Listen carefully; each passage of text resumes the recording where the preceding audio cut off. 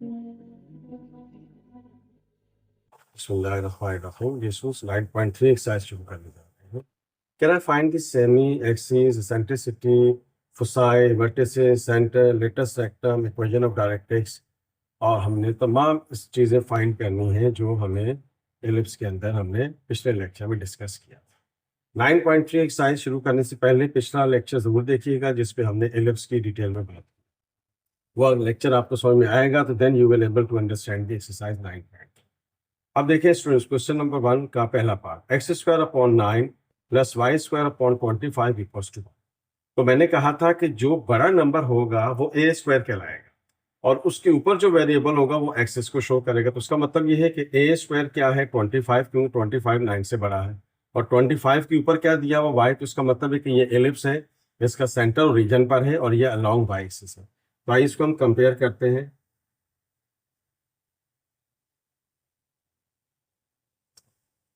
X square upon B square, Y square upon A square equals to. इसका मतलब क्या हो गया कि ए स्क्वायर आपको दे दिया है 25 और बी स्क्वायर आपको दे दिया है 9. तो इसका मतलब क्या हुआ, ए आपके पास क्या हो गया +-5, रेडिकल ले लेते हैं दोनों तरफ, और बी स्क्वायर है तो बी क्या हो गया +-3. एक रिलेशन है, बी स्क्वायर बराबर किसके होता है, ए स्क्वायर माइनस सी स्क्वायर. इससे क्या होगा, हमारे पास सी की वैल्यू आ जाएगी.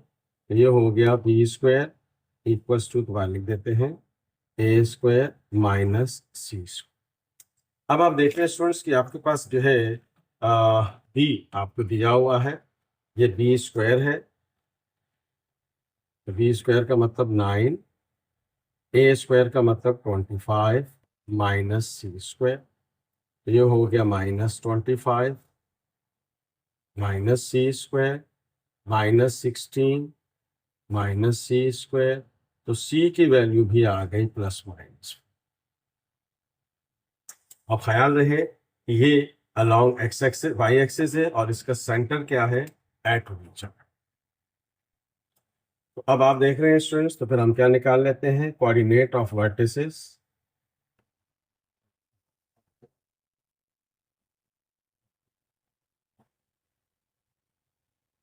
ए प्राइम यहाँ लिख देते हैं along Y axis, along Y axis, ताकि याद रहे. ये क्या होगा 0, ±a. तो 0, ±5, क्योंकि ए आपके पास क्या है 5. फिर कोऑर्डिनेट ऑफ फोसाई क्या हो जाएगा, एफ प्राइम. फार्मूला आपके माइंड में होना चाहिए 0, ±c अलोंग वाई एक्सिस. तो 0, ±3, क्योंकि बी आपको दिया हुआ है 3 और सी आपको दिया हुआ 4, सॉरी, तो ये 4. तो फिर कोऑर्डिनेट ऑफ माइनर एक्सिस,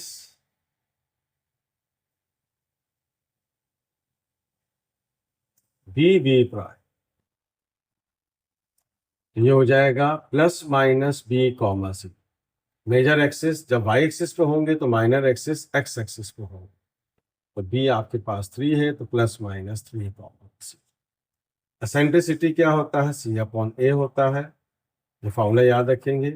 तो सी आपके पास क्या है 4, ए आपके पास क्या है 5, तो एसेंट्रिसिटी आपके पास आ गई.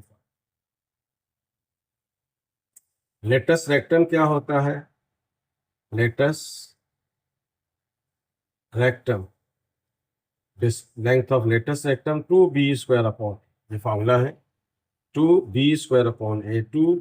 तो b आपके पास क्या है 3 का स्क्वायर क्या होगा 9 अपॉन a का मतलब क्या हुआ आपके पास 5. तो इसका मतलब क्या हो गया 18 upon 5 is the length of latus.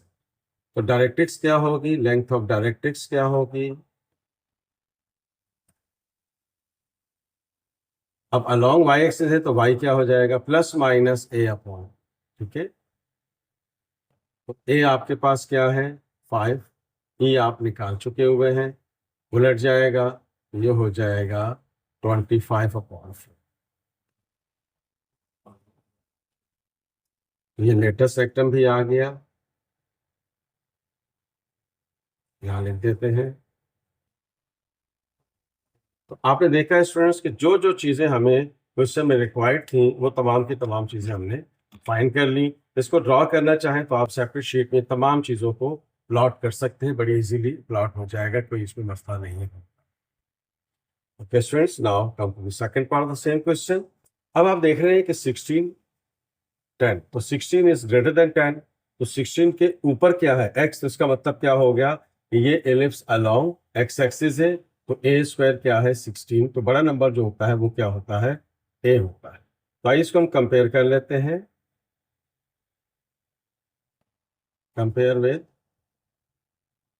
x square upon a square, y square upon b square equals to 1 is greater than p, तो इसका मतलब हुआ कि ये अलोंग x एक्सिस। तो फिर ए स्क्वायर आपके पास क्या आ गया 16 और बी स्क्वायर क्या आ गया 10, तो फिर ए क्या हुआ ±4 और बी आपके पास क्या हुआ ±10। लगे हाथों आपने क्या करना है, सी की वैल्यू फाइंड कर लेनी है। तो बी स्क्वायर बराबर होता है ए स्क्वायर माइनस सी स्क्वायर, तो बी स्क्वायर आपको 10, ए स्क्वायर आपको 16, तो ये हो गया आपके पास 10 -16 माइनस सी स्क्वायर -6, ये इससे कैंसिल हो गया, तो सी की वैल्यू आ गई ±6। तो अब आप देख रहे हैं कि हम कह देते हैं here axis of an ellipse is along x axis, तो फिर क्या होगा, coordinate of vertices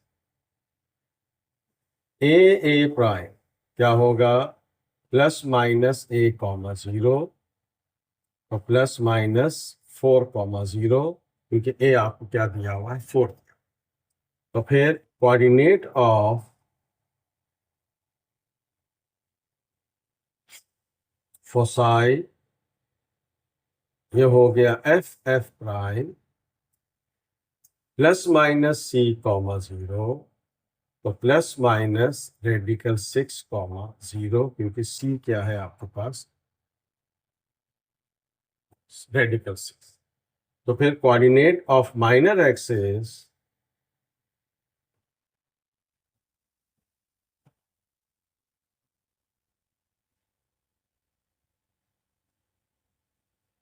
B prime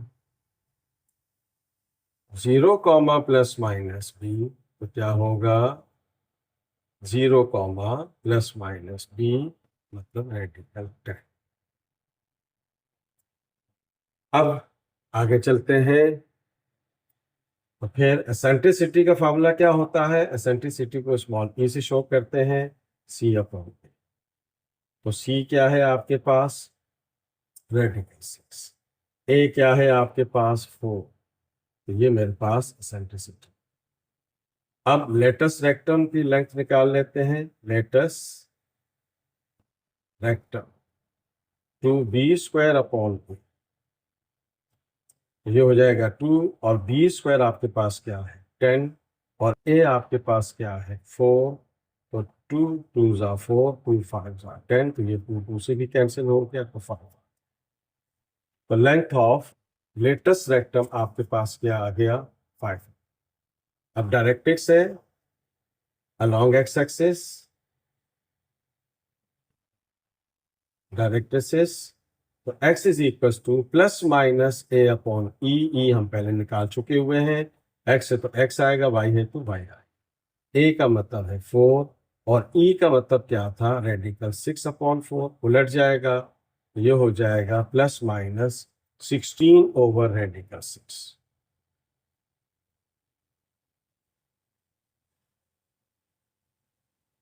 ये हमारे पास इसका रिजल्ट। अब आइए अगले पार्ट पे चलते हैं।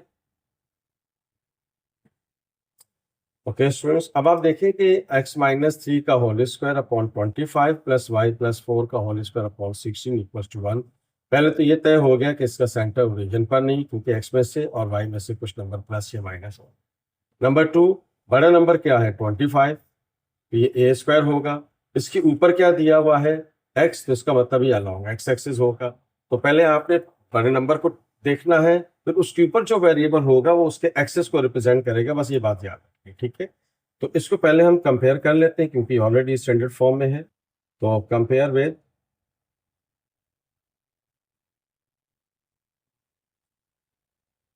x माइनस एच का होल स्क्वायर अपॉन ए स्क्वायर, y माइनस के का whole square upon B square equal to 1, where a is greater than b। ये याद रखना है हमें। तो इसका मतलब क्या है कि x माइनस एच, तो एक तो माइनस फॉर्मूले का, अगर प्लस हो गया तो पहले हम उसको स्टैंडर्ड फॉर्म में लिखेंगे। तो ये हो गया x माइनस 3 का होल स्क्वायर अपॉन 25। अब ये प्लस है तो देखिए मैं इसको माइनस करके लिखता हूँ, क्योंकि एक माइनस की रिक्वायरमेंट क्या है हमारे पास फार्मूले की, और ये हमारे पास 16 इक्वल्स टू 1। देखिए ये माइनस माइनस प्लस हो जाएगा। माइनस क्यों लिखा, क्योंकि x minus h y minus k, उसके बाद अगर कोई माइनस होगा तो उसके साथ आएगा। तो इसका मतलब क्या हो गया, अलोंग x एक्सिस लिख देते हैं, यहीं पे लिख दे। ओके, तो अब आप देखें h क्या दिया हुआ है 3, एक माइनस फार्मूले का, ठीक है। x के पास h होता है, y के पास k होता है, चाहे अलोंग x एक्सिस हो या अलोंग y एक्सिस। एक माइनस फार्मूले का, दूसरा माइनस होगा तो वो उसके साथ है। तो इसका मतलब क्या हुआ, सेंटर आ गया h के 3 कॉमा माइनस। तो अब आप देख रहे हैं स्टूडेंट्स, ए स्क्वायर आपके पास आ गया 25 और बी स्क्वायर आपके पास आ गया 16। तो ए आपके पास आ गया प्लस माइनस 5, रेडिकल ले लेते हैं दोनों तरफ, और बी आपके पास आ गया प्लस माइनस 4, ले लेते हैं स्क्वायर।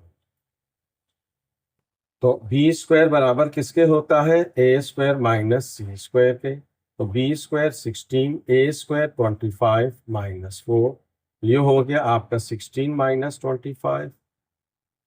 तो आपके पास जो है क्या बच जाएगा, -9 माइनस सी स्क्वायर। तो सी की वैल्यू आ गई प्लस माइनस। अब आपसे ध्यान में रखना है कि this ellipse is along x axis, centre not at origin. तो अब सिचुएशन जो है वो क्या है, बदल जाएगी। अलोंग एक्स एक्सिस, तो फिर कोऑर्डिनेट ऑफ फोकस क्या होगा,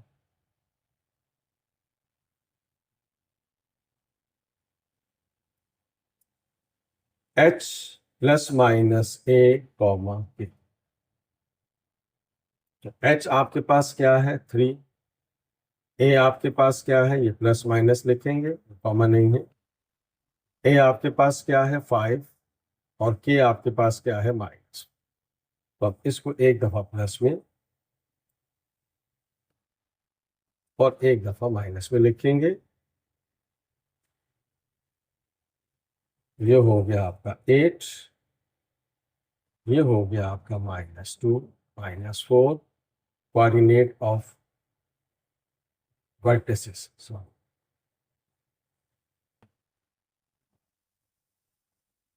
ये मेरे पास क्या आ गया, कोऑर्डिनेट ऑफ वर्टिसेस ए, ठीक है। तो अब centre not at origin along x axis. अब आइए इधर देखते हैं, coordinate of foci F prime लिख देते हैं, h plus minus c comma. तो ये क्या हो गया, एच का मतलब आपके पास 3, सी का मतलब हो गया 3, और के आपको दिया हुआ माइनस। तो फिर अलग अलग करके लिख देते हैं। ये हो गया 3 प्लस, एक दफा प्लस में और एक दफा माइनस। ये हो गया 6 कॉमा -4, और ये हो गया 0 कॉमा। तो आप देख रहे हैं कि कोऑर्डिनेट ऑफ फोसाई हमारे पास आ गया, कोऑर्डिनेट ऑफ वर्टिसेस आ गया। अब आगे चलते हैं, coordinate of minor axis B prime, ये क्या हो जाएगा, h comma k plus minus B along x axis. ये हो गया h मतलब 3, k आपके पास है -4, तो ये प्लस माइनस और b आपने क्या निकाला था 4, तो ये हो गया 3, एक दफा प्लस में लिख देते हैं, एक दफा माइनस में। ये हो गया 3,0, ये से कैंसिल आउट हो गया, और ये हो गया 3,-8 कोऑर्डिनेट ऑफ माइनर एक्स। तो अब आप देख रहे हैं स्टूडेंट्स कि एसेंट्रिसिटी क्या होता है, C/A अलॉन्ग एक्स एक्सिस हो, अलॉन्ग वाई एक्सिस हो, सेंटर एट रीजन हो, सेंटर नॉट एट रीजन हो, सिचुएशन सेम रहे। ये हो गया 3/5। लेटेस्ट रेक्टम 2b² तो 2b², b आपके पास क्या था 16, a आपके पास क्या है 5, ये हो गया 32। ये हो गया जी लेंथ ऑफ लेटेस्ट वेक्टर। अब ध्यान में रखना है कि डायरेक्ट्रिक्स क्या होगा।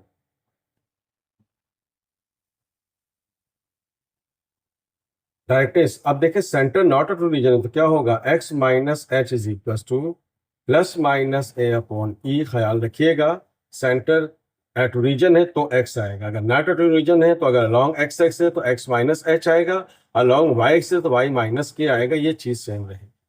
तो h तो आप निकाल चुके हुए हैं, 3 है आपके पास, a आपके पास क्या है 5, और एसेंट्रिसिटी आपने अभी निकाली थी 3/5। तो अब आप देख रहे हैं कि ये हो गया आपके पास a, और e आपके पास क्या है, e आपने अभी निकाला है 3/5। तो देखें स्टूडेंट्स ये हो गया प्लस माइनस उलट जाएगा तो ये 25/3 हो जाएगा। इस -3 को इधर ले आइए, एक दफा प्लस के साथ सॉल्व कर लें इसको,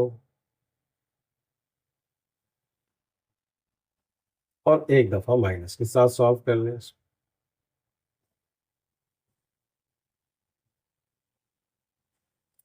तो ये हो गया 3 3 9 9 और 24 34। चाहे तो उसको मल्टीप्लाई करके इधर शिफ्ट कर दें, चाहे इसको इसी रहने दें। तो ये हो जाएगा 3 3 9 9 में से 25 निकलेगा तो -16/3। तो आप देख रहे हैं कि ये मेरे पास डायरेक्ट्रिक्स आ गई। ओके स्टूडेंट्स, आगे चलते हैं।